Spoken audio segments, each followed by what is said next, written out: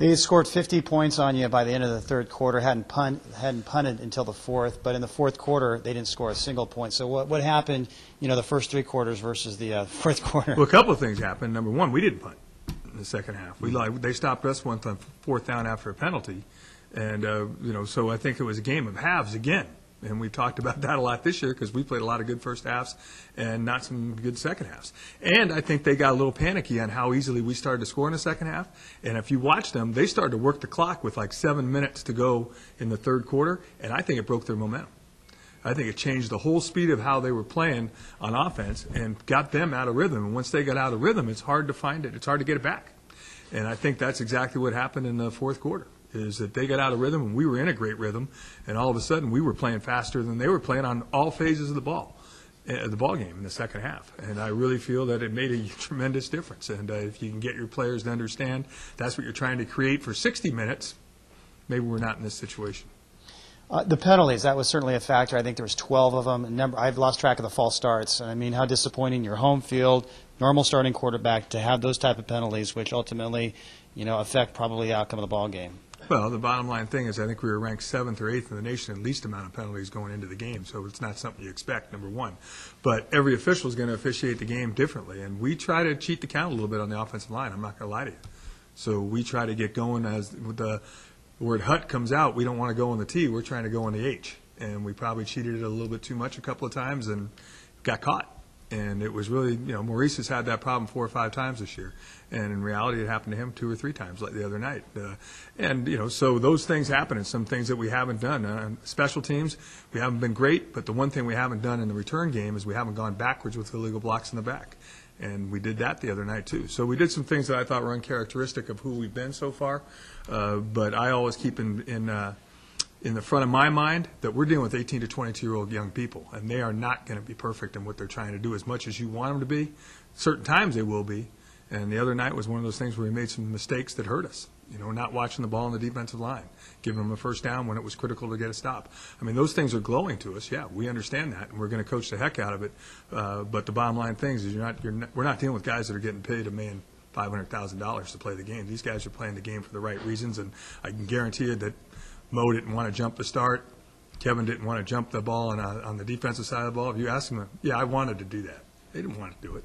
They did it. It's a mistake, and it's unfortunate, but sometimes you get caught up in the emotion of the game, and things happen that shouldn't happen. Since this is the last game of the season, I mean, what's the overall theme going into this game, particularly with the guys that are coming back next year? And is there anything out of the ordinary that you do for the last game of the year? Don't even mention it. It's not about, we can say it's about next year. It's not about next year. This game doesn't go on next year's record. It goes on this year's record. And I think it's unfair, again, to put the bulk of your focus on what we want to be in 2010 when you're playing a game in 2009. And we don't have a lot of seniors on our team, but I respect the heck out of the seniors, and I make sure that they understand that we're playing a game as the final time. We're going to practice 3 more times this week. We're going to travel to Ogden, Utah, and we're going to play on Saturday as the 2009 football team. Our best players are going to play Saturday regardless of their age, and we're going to go into it to beat a team that's an awfully good football team in Ogden, Utah. And let's talk about the Wildcats. I mean, we know them from past games, especially last season. I mean, it sounds like they're playing for their playoff lives here. So what kind of squad are you going to face there at Weber State? I think that they're an excellent football team. I think Ron McBride's done a good job. I've coached against him 3 or 4 times since he's been there. I have a good feel for Ogden, Utah. I have some good memories and some bad memories there, to be honest with you. And we're going to try to disrupt what they're trying to do. And I think that's a great challenge to any football team is, we're not going to the playoffs. That's obvious.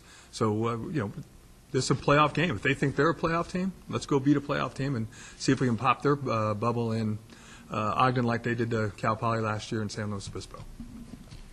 Hey, Tim, is the blitzing and the pressure that you try to put on the quarterback, is that changed, lessened more or less in the last 3 or 4 ball games compared to the first few of the season?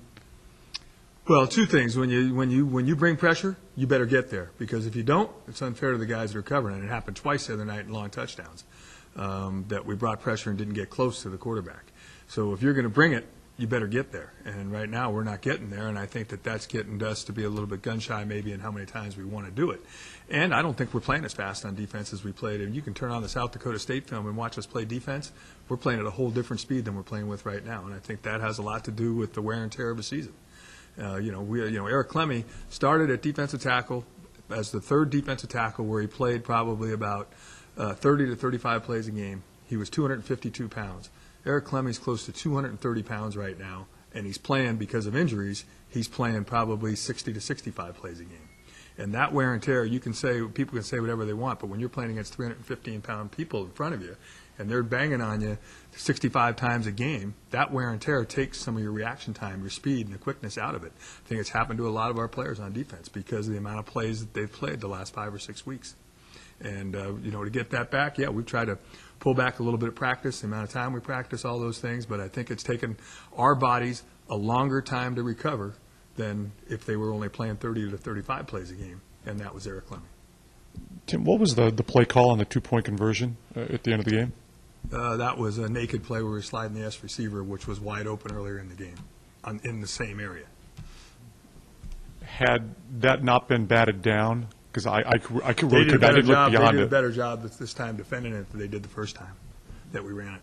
But we still thought that it was a good play, and they actually played the coverage we thought, but unfortunately the guy did a good job he came up the field, and really we thought when you got the ball first and goal on the 3-yard line or in one play for the game and you're playing an option team, we were hoping there would still be some respect to that part of the game. And those two guys, we should have ran triple option at them because the fullback would have walked into the end zone. But that's hindsight's 20/20. And there's a couple other things you always think of. So it's one of those plays. You got one chance. You got one time. We went with a play that we thought was going to be successful, that looked like it would be extremely successful earlier in the game. And he would have been uncovered earlier in the game. And, to do what we did, well, we gave it a whirl, and it came up short. But I think, again, the battle, and we also thought that if it didn't happen, that Tony would be able to get outside the pocket, and the guy came straight up the field. So, give him credit if that's what he was told to do. My bet was that's not what he was told to do against the triple option team, but that's what he did in that situation.